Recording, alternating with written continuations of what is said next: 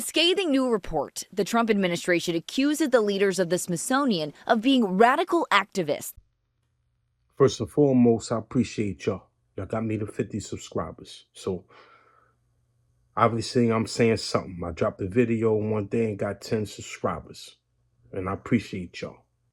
For y'all that's new, stay with me. Hit that like, subscribe, man.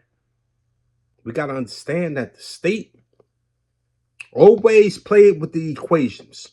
Always.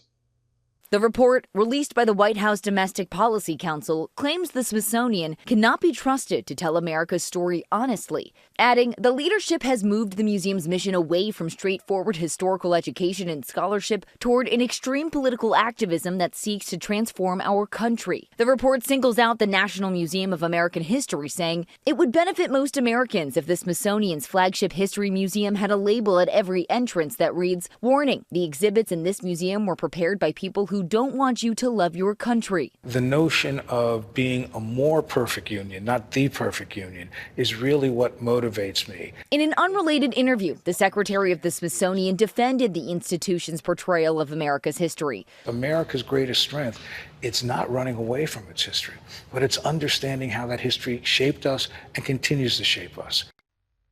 They call it racial radicalism.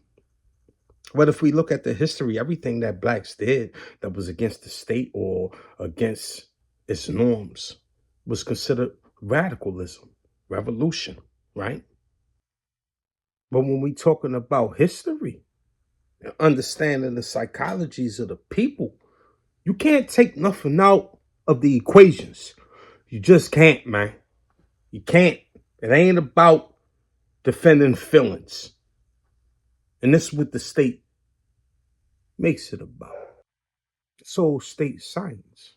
Old state science. If you're willing to research and listen to our grandparents and our great-grandparents, right?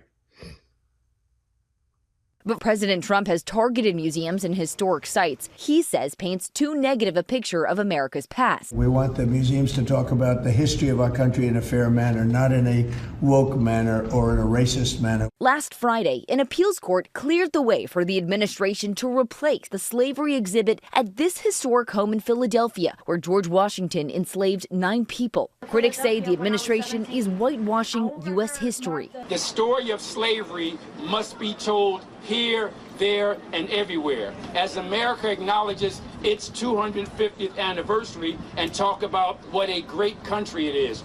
See, this is why history ain't dead. History is actually the fucking battleground. Yeah. Because whoever controls yesterday can actually start fucking with how you understand today. Now we're in another war over the Smithsonian.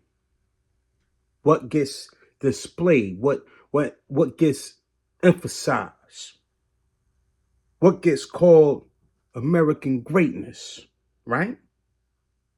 And what gets pushed into the shadows, man, because somebody decided America shouldn't have to look at herself too hard. Oh, man. Yeah, niggas.